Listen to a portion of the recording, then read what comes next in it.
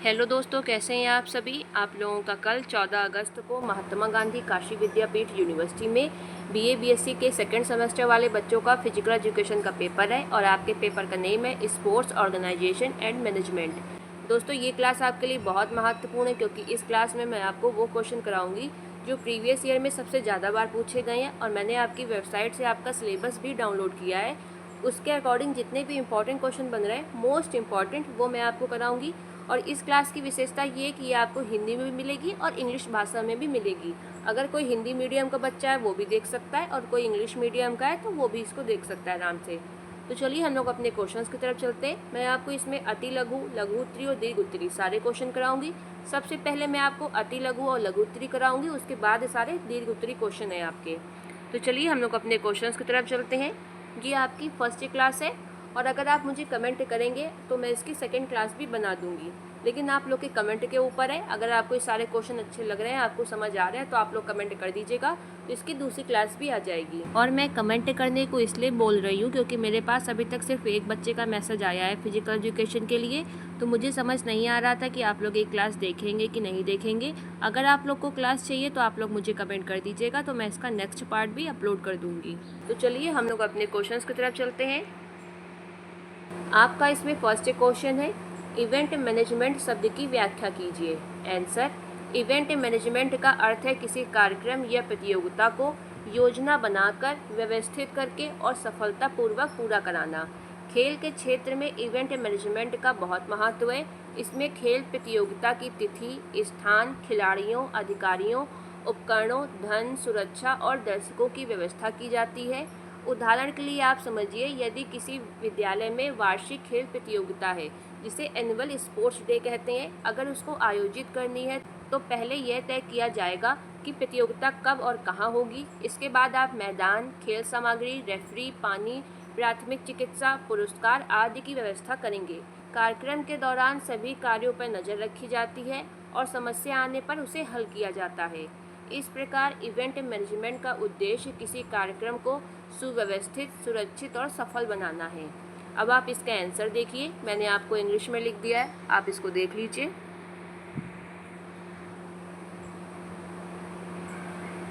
इसका आप स्क्रीनशॉट ले लें। अगर मैं दोनों में पढ़ूंगी तो आपकी जो वीडियो है बहुत लंबी हो जाएगी। फिर आपका इसमें अगला क्वेश्चन है, संगठन का अर्थ समझाइए। आंसर, संगठन का अर्थ है कि किसी कार्य को पूरा करने के लिए लोगों, साधनों और कार्यों को उचित तरीके से व्यवस्थित करना।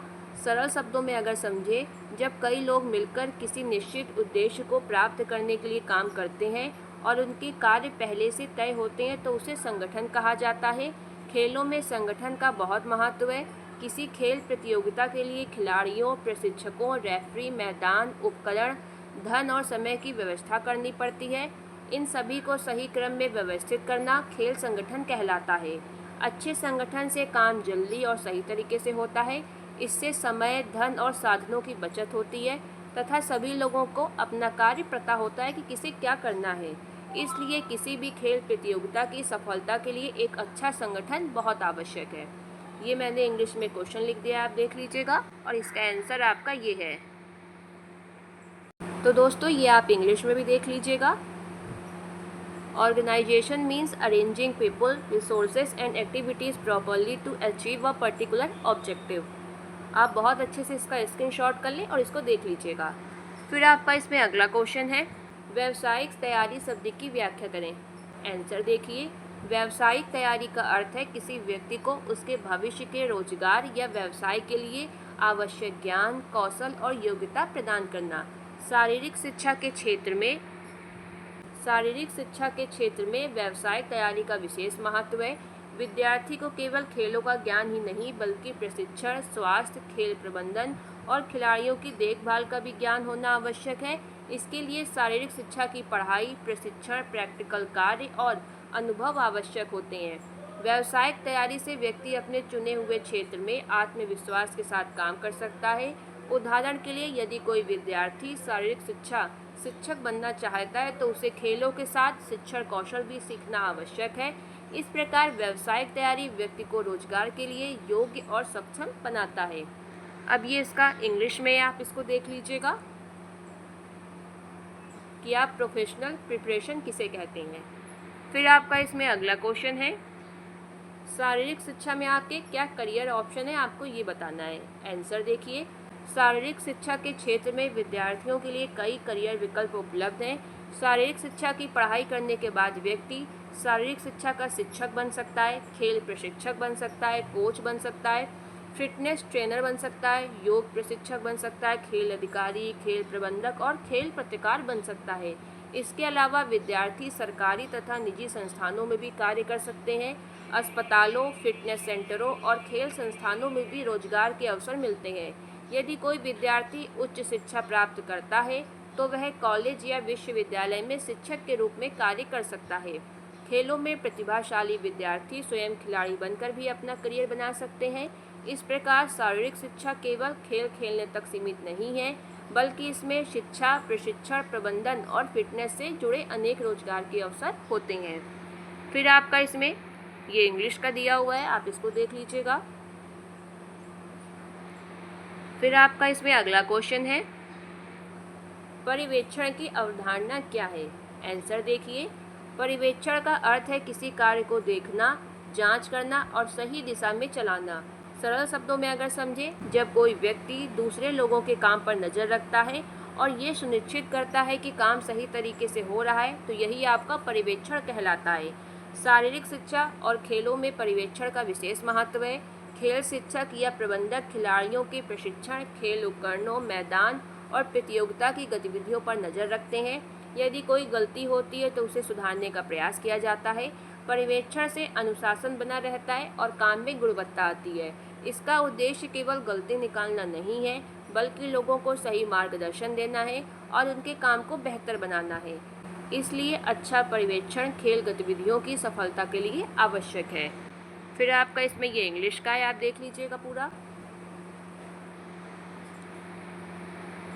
फिर आपका इसमें अगला क्वेश्चन है, शारीरिक शिक्षा एवं खेल में बजट के महत्व का वर्णन करें। आंसर, शारीरिक शिक्षा और खेलों में बजट का बहुत अधिक महत्व है। बजट भविष्य में होने वाली आय और खर्च का अनुमान होता है। खेल विभाग में मैदान, उपकरण, खिलाड़ियों की यात्रा, प्रतियोगिता, पुरस्कार, प्रशिक्षण और रखरखाव आदि के लिए धन की आवश्यकता होती है। बजट बनाने से ये पता चलता है कि कितना पैसा उपलब्ध है और उसे कहाँ खर्च करना है। इससे आप अनावश्यक खर्च को रोक सकते हैं। बजट के द्वारा खेल उपकरण समय पर खरीदे और खराब उपकरणों की मरम्मत कराई जा सकती है। खिलाड़ियों को प्रतियोगिता में भेजने के लिए धन की उचित व्यवस्था की जाती है। बजट से धन का सही और पारदर्शी उपयोग होता है। इसलिए खेलों के विकास में और उसके सफल संचालन के लिए बजट बहुत आवश्यक है। फिर आप इसका आंसर देख लीजिए, ये आपका इंग्लिश में लिखा है।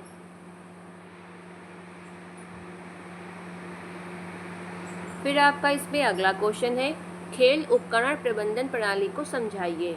इसका आंसर देखिए, खेल उपकरण प्रबंधन प्रणाली का अर्थ है खेल सामग्री की खरीद, रखरखाव, सुरक्षित भंडारण, वितरण और उपयोग को सही तरीके से व्यवस्थित करना। खेलों में गेंद, बैट, रैकेट, जाल, मैट, हॉकी स्टिक आदि अनेक उपकरणों की आवश्यकता होती है। सबसे पहले आवश्यकता के अनुसार अच्छे और उपयोगी उपकरण खरीदे जाते हैं। इसके बाद सभी उपकरणों का रिकॉर्ड बनाया जाता है, उन्हें सुरक्षित स्थान पर रखा जाता है ताकि वे खराब या चोरी ना हो। खिलाड़ी को आवश्यकता के अनुसार उपकरण दिए जाते हैं और उपयोग के बाद उनसे वापस ले लिए जाते हैं। खराब उपकरणों की मरम्मत या आवश्यकता होने पर उन्हें बदला जाता है। समय समय पर उपकरणों की जांच भी की जाती है। आपकी अच्छी उपकरण प्रबंधन प्रणाली से क्या होता है कि धन की बचत होती है, उपकरण आपके लंबे समय तक चलते हैं और खिलाड़ियों को सही समय पर आवश्यक सामग्री मिलती है। अब आप इसमें इंग्लिश में आंसर देख लीजिए। फिर आपका इसमें अगला क्वेश्चन है, पर्यवेक्षण के सिद्धांतों का वर्णन कीजिए। आंसर, पर्यवेक्षण का अर्थ केवल कर्मचारियों या खिलाड़ियों पर नज़र रखना नहीं है, बल्कि उन्हें सही दिशा देना और उनके कार्य में सुधार करना भी है। अच्छे पर्यवेक्षण के लिए कुछ महत्वपूर्ण सिद्धांतों का पालन करना चाहिए। इसमें आपका पहला सिद्धांत है उद्देश्य की स्पष्टता। पर्यवेक्षक को ये पता होना चाहिए कि कार्य का उद्देश्य क्या है। सेकंड है आपका सिद्धांत का उचित मार्गदर्शन। कर्मचारियों और खिलाड़ियों को उनके कार्य के बारे में सही निर्देश देने चाहिए। फिर आपका पर्यवेक्षण का जो सिद्धांत है उसका तीसरा पॉइंट है निष्पक्षता, सभी लोगों के साथ समान और निष्पक्ष व्यवहार करना चाहिए। आपका फोर्थ पॉइंट है निरंतरता, पर्यवेक्षण केवल एक दिन नहीं बल्कि लगातार होना चाहिए। फिर आपका सिद्धांत का पांचवा पॉइंट है पर्यवेक्षक को लोगों के साथ मिलकर काम करना चाहिए और उनकी समस्याएं सुननी चाहिए। फिर आपका सिद्धांत का अगला पॉइंट है अनुशासन, कार्य के नियमों का पालन करवाना चाहिए लेकिन अनावश्यक कठोरता नहीं होनी चाहिए। फिर आपका अगला पॉइंट है सुधार की भावना, गलतियों पर केवल दंड नहीं देना चाहिए बल्कि गलती सुधारने का भी अवसर देना चाहिए। फिर आपका इसमें अगला पॉइंट है अच्छे संचार, पर्यवेक्षक और खिलाड़ियों या कर्मचारियों के बीच स्पष्ट बातचीत होनी चाहिए। फिर आपका इसमें आगे है इस प्रकार अच्छे पर्यवेक्षण से कार्य की गुणवत्ता बढ़ती है, अनुशासन बना रहता है और संस्था अपने उद्देश्यों को आसानी से प्राप्त कर सकती है। अब आप इसका आंसर देख लीजिए, ये इंग्लिश वालों के लिए है। सारे मैंने इसमें सिद्धांत के पॉइंट लिखे, आप आराम से देख लीजिएगा। ये आपके सारे हैं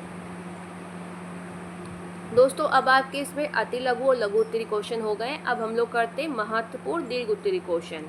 इसमें आपका पहला क्वेश्चन है खेल प्रबंधन को परिभाषित करें, खेल प्रबंधन के दायरे का विस्तार पूर्वक वर्णन करें। इसका आंसर देखिए। सबसे पहले आप इसमें हेडिंग डालेंगे खेल प्रबंधन की परिभाषा।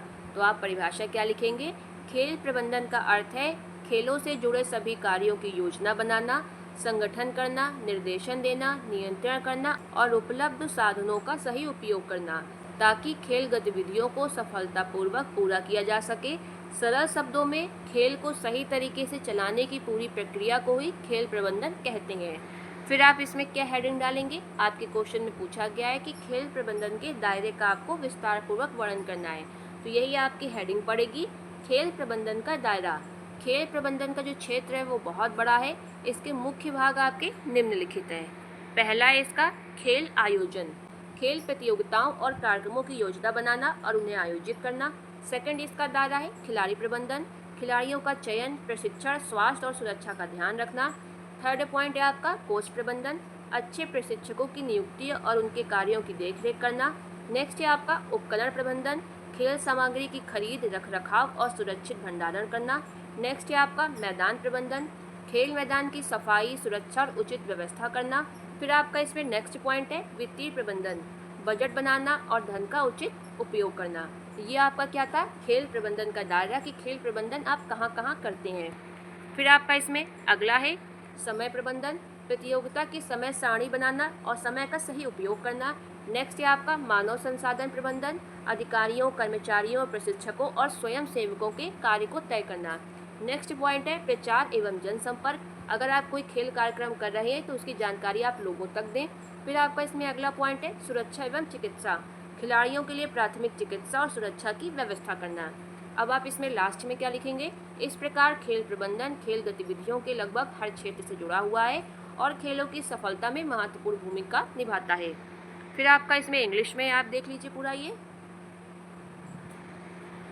इसमें भी आपके सारे पॉइंट लिखें, sports event management, player management, coach management. फिर आपका इसमें अगला है इक्विपमेंट मैनेजमेंट। नेक्स्ट है आपका ग्राउंड मैनेजमेंट। फिर आपका है फाइनेंशियल मैनेजमेंट। नेक्स्ट है आपका टाइम मैनेजमेंट। फिर आप बाकी देख लीजिएगा, ये ह्यूमन रिसोर्स मैनेजमेंट सारे मैंने इंग्लिश में लिख दिए हैं। फिर आपका इसमें लॉन्ग का दूसरा क्वेश्चन है संगठन को परिभाषित करें तथा शारीरिक शिक्षा तथा खेलों में संगठन की आवश्यकता एवं महत्व की व्याख्या करें। आंसर, सबसे पहले आप हेडिंग डालेंगे संगठन की परिभाषा। इसमें क्या लिखेंगे, संगठन का अर्थ है किसी निश्चित उद्देश्य को प्राप्त करने के लिए लोगों, साधनों और कार्यों को उचित तरीके से व्यवस्थित करना। जब कई व्यक्ति अपने अपने निश्चित कार्यों को करते हुए एक सामान्य उद्देश्य के लिए काम करते हैं तो उसे संगठन कहा जाता है। फिर आप इसमें आगे लिखेंगे शारीरिक शिक्षा और खेलों में संगठन की बहुत अधिक आवश्यकता होती है। किसी खेल प्रतियोगिता को सफल बनाने के लिए खिलाड़ियों, प्रशिक्षकों, रेफरी, मैदान, उपकरण, धन और समय की आवश्यकता होती है। इन सभी को व्यवस्थित करना बहुत आवश्यक है। फिर आपके क्वेश्चन में पूछा गया है कि संगठन का महत्व क्या होता है, तो आपकी अगली हेडिंग पड़ेगी संगठन का महत्व। तो पहला महत्व है इसका कार्य में स्पष्टता, प्रत्येक व्यक्ति को अपना कार्य और जिम्मेदारी पता रहती है। दूसरा पॉइंट है इसमें समय की बचत, सही व्यवस्था से कार्य समय पे पूरा होता है। संगठन का तीसरा महत्व है धन की बचत, साधनों का सही उपयोग होने से अनावश्यक खर्च कम होता है। संगठन का नेक्स्ट पॉइंट है आपका अनुशासन, सभी लोग नियमों के अनुसार कार्य करते हैं। इसका अगला पॉइंट है सहयोग, खिलाड़ियों, कोच और अधिकारियों के बीच में सहयोग बढ़ता है। नेक्स्ट पॉइंट है संसाधनों का सही उपयोग, मैदान, उपकरण और धन का उचित उपयोग होता है। फिर आपका नेक्स्ट पॉइंट है प्रतियोगिता की सफलता, खेल कार्यक्रम बिना परेशानी के पूरे होते हैं। फिर आपका इसमें संगठन के महत्व का अगला पॉइंट है सुरक्षा, खिलाड़ियों की सुरक्षा और प्राथमिक चिकित्सा की व्यवस्था अच्छी तरीके से की जा सकती है। नेक्स्ट है आपका खेल भावना, संगठन से आपका अनुशासन, सहयोग और खेल भावना विकसित होती है। फिर आपका इसमें आगे है, इस प्रकार अच्छा संगठन शारीरिक शिक्षा और खेल गतिविधियों को सफल, व्यवस्थित और प्रभावी बनाता है। यह आपका इंग्लिश में है। आपकी सबसे पहले डेफिनेशन दी है मैंने ऑर्गेनाइजेशन की, फिर क्या इंपॉर्टेंस है वो मैंने यहाँ पे लिखा है। आप ये सारे पॉइंट देख लीजिएगा, पूरे 9 हैं। फिर आपका इसमें लॉन्ग का तीसरा क्वेश्चन है, इवेंट मैनेजमेंट के चरणों का विस्तार पूर्वक वर्णन कीजिए। ये आपका इंग्लिश में लिखा है क्वेश्चन। अब आप इसका आंसर देख लीजिए। आंसर, इवेंट मैनेजमेंट का अर्थ किसी खेल कार्यक्रम को योजना बनाकर, व्यवस्थित करके और सफलतापूर्वक पूरा करना है। फिर आपके क्वेश्चन में पूछा गया है कि खेल कार्यक्रम के जो चरण हैं वो आपको बताने हैं, तो आप क्या लिखेंगे, खेल कार्यक्रम के आयोजन में निम्नलिखित मुख्य चरण होते हैं। पहला है आपका कि आप उद्देश्य निर्धारित करें। सबसे पहले ये तय किया जाता है कि कार्यक्रम क्यों आयोजित किया जा रहा है और उसका उद्देश्य क्या है। उसके बाद आपकी योजना बनाई जाती है, कार्यक्रम की तारीख, स्थान, खेल समय और भाग लेने वाले खिलाड़ियों की संख्या तय की जाती है। उसके बाद आपका बजट तैयार किया जाता है, कार्यक्रम में होने वाले खर्च का अनुमान लगाया जाता है, मैदान, उपकरण, पुरस्कार, भोजन, यात्रा आदि के लिए धन निर्धारित किया जाता है। फिर आपका नेक्स्ट चरण होता है स्थान और सुविधाओं की व्यवस्था करना। सबसे पहले फिर खेल मैदान, बैठने की जगह, पानी, बिजली, शौचालय और प्राथमिक चिकित्सा की व्यवस्था की जाती है। फिर आपका इसमें नेक्स्ट स्टेप है मानव संसाधन की व्यवस्था। फिर आप इसमें रेफरी, अंपायर, कोच, स्कोरर, स्वयंसेवक और अन्य कर्मचारियों को जिम्मेदारी देते हैं। फिर आपका इसमें नेक्स्ट है खेल उपकरणों की व्यवस्था करना। आवश्यक खेल सामग्री खरीदी जाती है, अगर उपलब्ध है तो उसे व्यवस्थित कराया जाता है और उनकी जांच की जाती है कि वो सही है या नहीं। फिर आपका इसमें अगला स्टेप है प्रचार। इसके बाद आप कार्यक्रम की जानकारी सभी खिलाड़ियों और दर्शकों तक पहुंचाते हैं। नेक्स्ट है आपका कार्यक्रम का संचालन। निर्धारित समय पर प्रतियोगिता शुरू की जाती है और सभी गतिविधियों पर नज़र रखी जाती है। फिर आपका नेक्स्ट है पुरस्कार एवं समापन। विजेताओं को पुरस्कार और प्रमाण पत्र दिए जाते हैं। सबसे लास्ट स्टेप है आपका मूल्यांकन। कार्यक्रम के बाद उसकी कमियों और सफलताओं का मूल्यांकन किया जाता है। अब आप इसमें क्या लिखेंगे, इस प्रकार इन सभी चरणों का सही पालन करने से खेल कार्यक्रम आपका सफल होता है।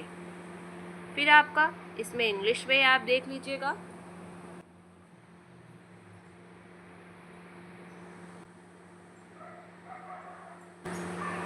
फिर आपका इसमें लॉन्ग का चौथा है टीम के पर्यवेक्षण में कोच मैनेजर की भूमिका को विस्तार से बताइए।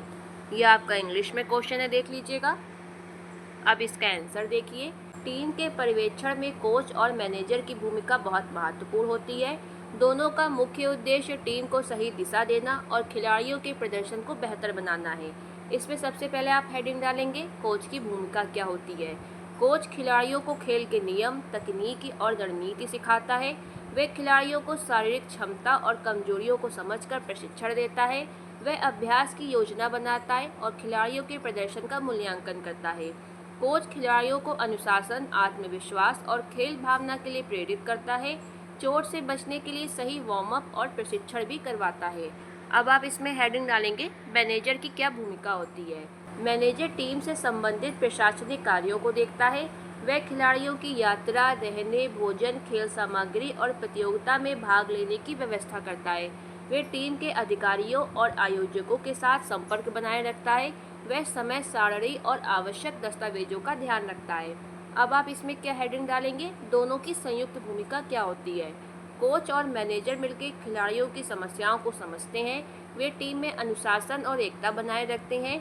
वे खिलाड़ियों को प्रतियोगिता के लिए मानसिक और शारीरिक रूप से तैयार करते हैं। फिर आप इसमें लास्ट में लिखेंगे, इस प्रकार कोच मुख्य रूप से प्रशिक्षण और मैनेजर मुख्य रूप से व्यवस्था एवं प्रशासन देखता है, लेकिन दोनों का सहयोग टीम की सफलता के लिए बहुत आवश्यक है। अब आप इंग्लिश में देख लीजिए।